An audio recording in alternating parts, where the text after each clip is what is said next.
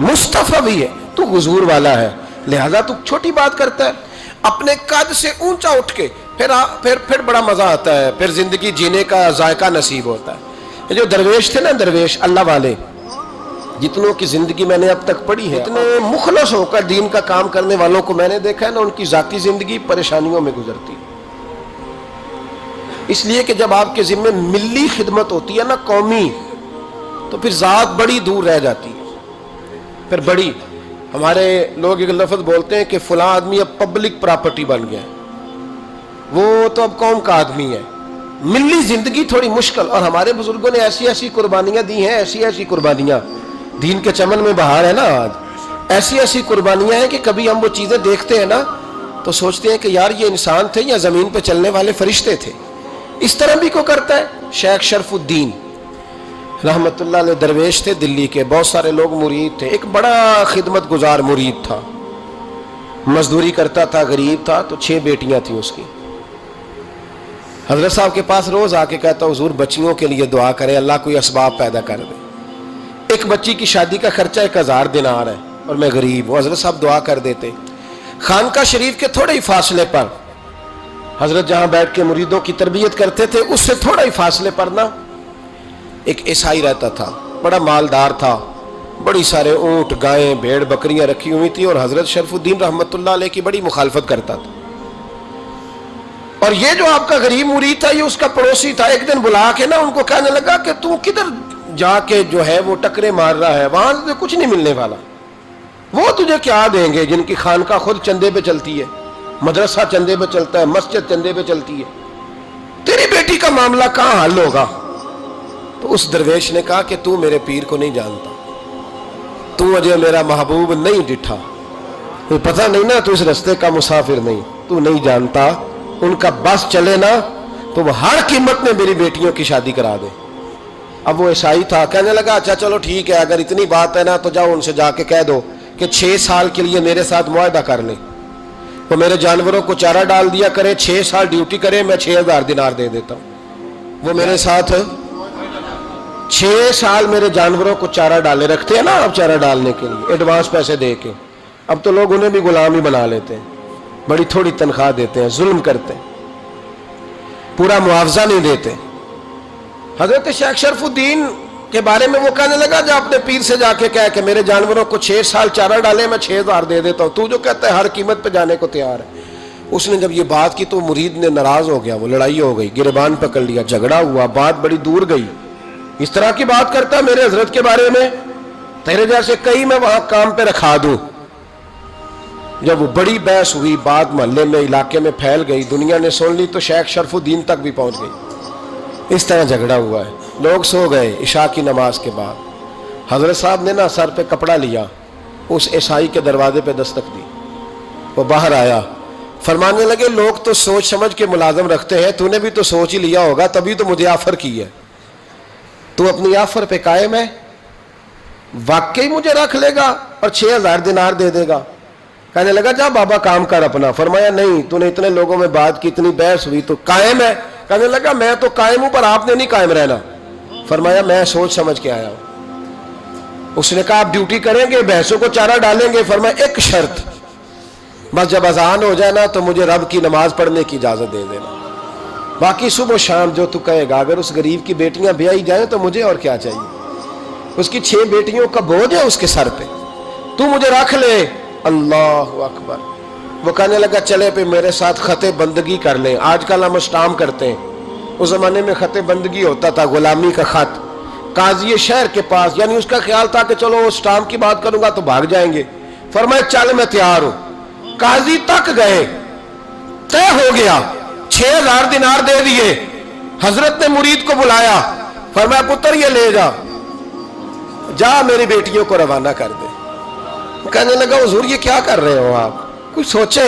फरमाया यार जब तुझे बेटा बना लिया तो फिर मेरी पोतियां तो लगती हैं ना, मेरा हक तो बनता है ना, जाके ड्यूटी कर, उनको ब्याह दे। बात फैल गई। बादशाह भी अकीदतमंद था, वो 12000 दिनार लेके पहुंचा। क्या बताऊं इन रब के बंदों का दिल कैसा होता है, क्या दर्द होता है, क्या रंग। 12000 दिनार लेके बादशाह आया, اور آ کے حضرت کو پیش کیے کہ حضور آپ دیں اس عیسائی کو ڈبل دیں اور جائیں کام کریں. آپ فرمانے لگے تو پیسے دے شرطیں نہ لگا, میرا جہاں دل کرے گا میں خرچ کروں گا, مجھے تو مزہ ہی اب آنے لگا ہے, ابھی تو لطف آ رہا ہے, ابھی تو ذائقہ آیا ہے کچھ کرنے کا, پیسے دینے ہیں تو دے, پابندی نہ لگا, جہاں میرا دل کرے گا میں. اس نے کہا حضور ٹھیک ہے رکھ لیں. حضرت نے فجر مسجد میں پڑھی, جیب میں 12,000 دینار تھے, اعلان فرمایا بھی کسی اور کی بیٹی بھی بیٹھی ہے تو پیسے میرے پاس ہیں. وہ 12,000 دینار بھی بانٹ دیا, اور 12,000 دینار بانٹ کے نہ تو پھر چلے گئے کھیت میں چارہ کاٹنے. اس عیسائی کو کسی نے بتلایا کہ ان کے پاس تو 12,000 آیا ہے پر تجھ سے جان نہیں چھڑائی انہوں نے, کہ وعدہ یہ ہوا تھا کہ 6 دیں گے تو جائیں گے, جب تک دیں گے نہیں تیرے گھر میں کام کریں گے. وہ نہ چارہ کاٹ رہے تھے حضرت صاحب, تو وہاں پہنچ گیا, دور جا کے کھڑا ہو گیا, کہنے لگا بابا پہلے تو میں نے مسلمانوں کے اخلاق سنے تھے, اب تو میں نے دیکھ بھی لیے, پر یہ بتا جب 12,000 آیا تھا جان کیوں نہیں چھڑائی؟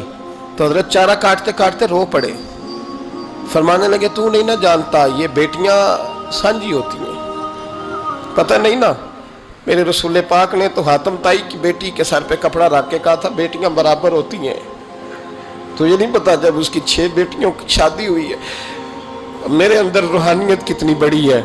فرمایا پھر 12,000 آیا ہے تو 2-4 بچیاں پھر گئی ہیں, تو یہ نہیں پتا میں اندر سے راضی کتنا ہوں, میں تیری نوکری کرتا رہوں گا, پتہ نہیں اللہ کتنی بیٹیوں کو بیاہ دے گا.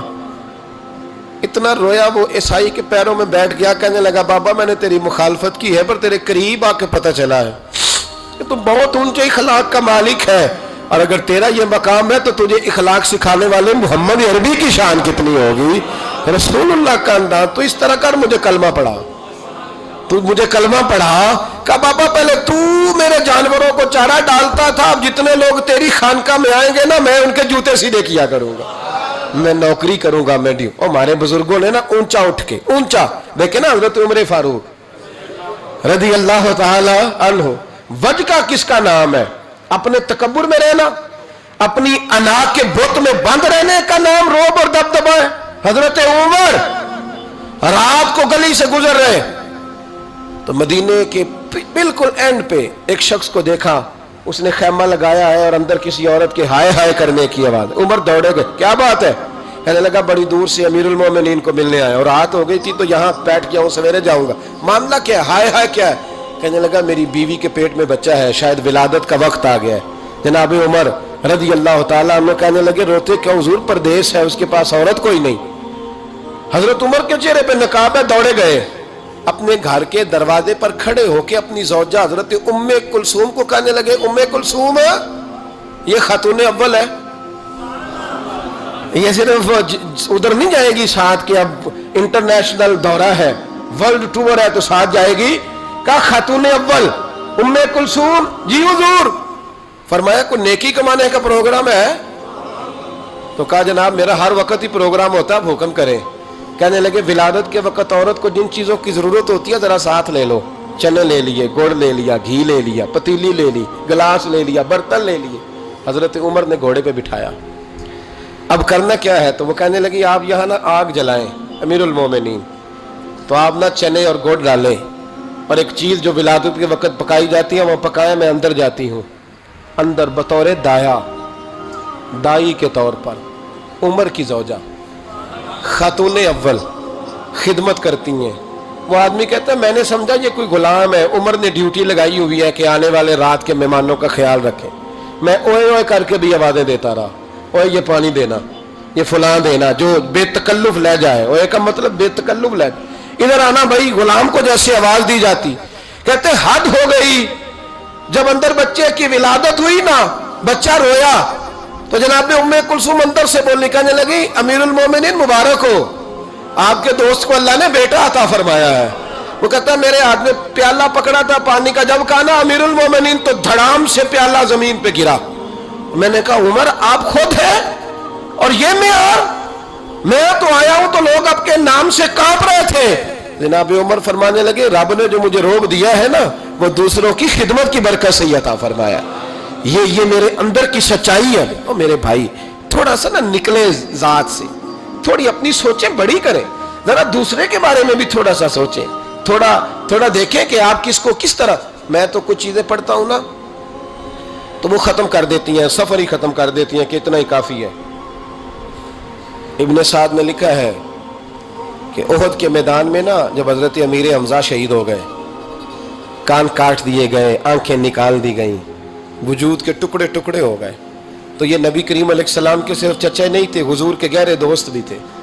6 مہینے عمر کا فرق تھا, اکٹھے سارا بچپن مبارک گزرا تھا. میرے رسول کریم علیہ السلام کے چچا جب اس طرح شہید کیے گئے نا تو حضرت صفیہ, حضرت امیر حمزہ کی سگی بہن, دور سے دیکھنے کے لیے دوڑی. تو نبی کریم نے حضرت زبیر سے کہا, ان کے بیٹے سے, فرمایا یہ بہن ہے, اس سے دیکھا نہیں جائے گا, یہ نصیبوں والیاں نہیں دیکھ سکتی اپنے بھائیوں کی تکلیف, تو جا کے نا اسے روک دے, کسی طریقے سے ماں کو منا. حضرت امیر حمزہ کا چہرہ نہ دیکھے, یہ بڑا پیار کرتی ہے بھائی سے, اس کے لیے تھوڑا مشکل ہو جائے گا. حضرت زبیر کہتے ہیں میں نے جا کے اماں کو روکا, میں نے کہا حضور فرماتے ہیں کہ حالت ٹھیک نہیں, آپ نہ آئیں, آپ سے دیکھا نہیں جائے گا. تو جناب صفیہ نے نا یوں کر کے آنسو پہنچے, کہنے لگی زبیر نبی پاک نے دیکھا ہے چہرہ؟ کہا دیکھا ہے. تو فرمانے لگی میں ہوں سگی بہن, پر امیر حمزہ سے میں نہیں اتنا پیار کرتی جتنا محمد مصطفیٰ کرتے. انہوں نے دیکھ لیا نا تو بہن بھی دیکھ لے گی. جناب صفیہ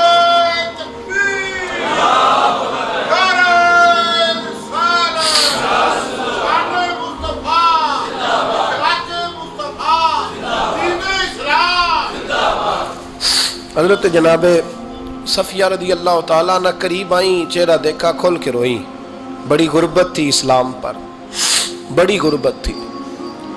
کفن کے لیے بھی کپڑا موجود نہیں تھا, کفن کے لیے. جناب صفیہ واپس گئی خیمے میں تو 2 چادریں لائیں, حضور کی بارگاہ میں عرض کرنے لگی کہ میرے بھائی کا نا وجود کٹ گیا ہے, 2 چادروں میں کفن دینا, ایک ذرا نیچے بچانا, ایک ذرا اوپر ڈالنا, 2 چادروں میں. اللہ کے محبوب کفن دینے لگے تو حضرت سہیل ایک صحابی تھے, وہ بھی ساتھ, ان کا بھی وجود کٹا ہوا تھا. تو محبوب نہ واپس آ گئے. جناب صفیہ کہنے لگی کیا ہوا؟ کہ میرا حوصلہ نہیں پڑتا کہ چچا کو کفن دے دوں اور دوسرا غریب ایسے ہی پڑا رہے. یہاں نفسا نفسی پڑی نہیں, کون اٹھ کے سوچتا اتنا ذات سے اوپر کا چچا کو کفن دے دوں اور وہ پڑا رہے. حضرت صفیہ کہنے لگی اجازت ہے, ایک چادر ان کو دے دے, ایک میرے بھائی کو دے دے. نبی کریم علیہ السلام نے چادریں کھولی تو ایک لمبی تھی, ایک چھوٹی تھی. کہ صفیہ اب میں کیا کروں؟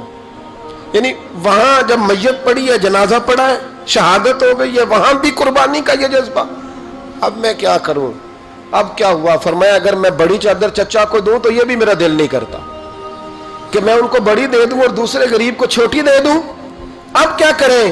تو حضرت زبیر بن عوام کہنے لگے مجھے آپ دونوں کا پتہ ہے, اگر آپ کہیں تو میں قرآن اندازی کر دوں. یعنی اس وقت جب آنسو بہ رہے ہیں, تڑپ ہے, پھر بھی اتنا حوصلہ نہیں کہ اپنے چچا کو, اپنے بھائی کو تو ڈھانپ دیا جائے اور دوسرے کی میت پڑی رہے.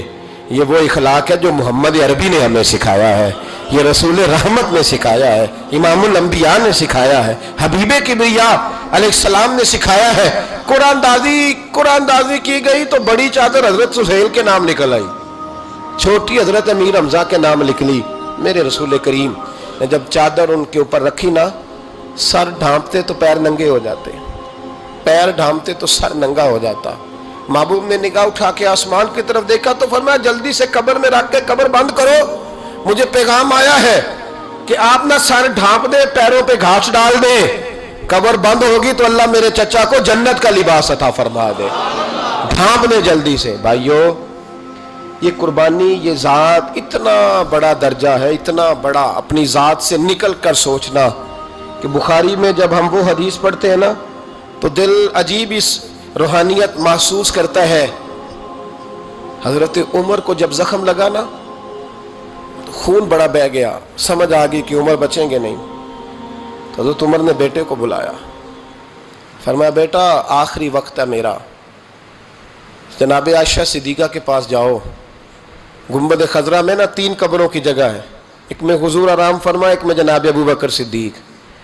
بیٹا زیادہ زور نہ دینا, اس لیے کہ جناب عائشہ نے وہ جگہ اپنے لیے رکھی ہوئی ہے, ان کا حجرہ ہے, وہ مالکہ ہے. ہلکا سا کہنا, ہلکا سا پتر رو کے نہ کہنا کہیں وہ مجبور نہ ہو جائے. ہلکا سا کہنا عمر کا دل کرتا ہے میں نے وفا کی ہے مصطفیٰ کے ساتھ, نوکری کی ہے, اگر مجھے جگہ مل جائے نا تو میں وہاں سو جاؤں. دل کرتا ہے کہہ دینا, لیکن اماں جی مان جائیں تو ٹھیک ہے ورنہ مجھے جنت البقیع میں دفن کرنا. حضرت عبداللہ ابن عمر کہتے ہیں بڑی تکلیف میں تھا پر اماں جی کے پاس جا کر رویا نہیں, ہمت کے ساتھ بات کی. میں نے کہا اماں جی ابا جی کی خواہش تو ہے, اگر آپ اجازت دے دیں. کہتے ہیں میں تو حوصلے میں تھا پر اندر سے جناب عائشہ کی سسکیوں کی آواز آنے لگی.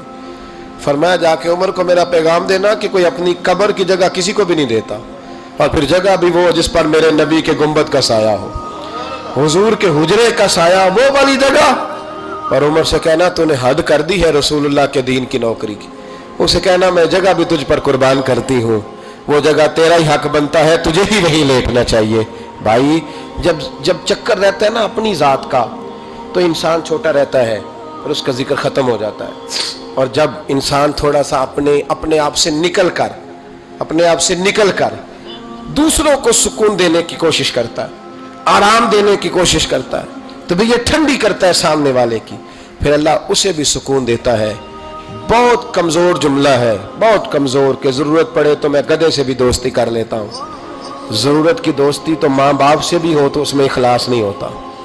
ضرورت کی دوستی تو بہن بھائیوں سے بھی ہو تو اس میں اخلاص نہیں ہوتا. ضرورت کے یرانے نہ لگائیں. الحب للہ والبغض للہ, محبت کریں تو اللہ کی رضا کے لیے, اور اگر کسی سے اظہار بیزاری کریں تو پھر بھی اللہ کی رضا کے لیے. اپنے آپ سے اوپر اٹھ کر سوچنے کا معیار بنائیں.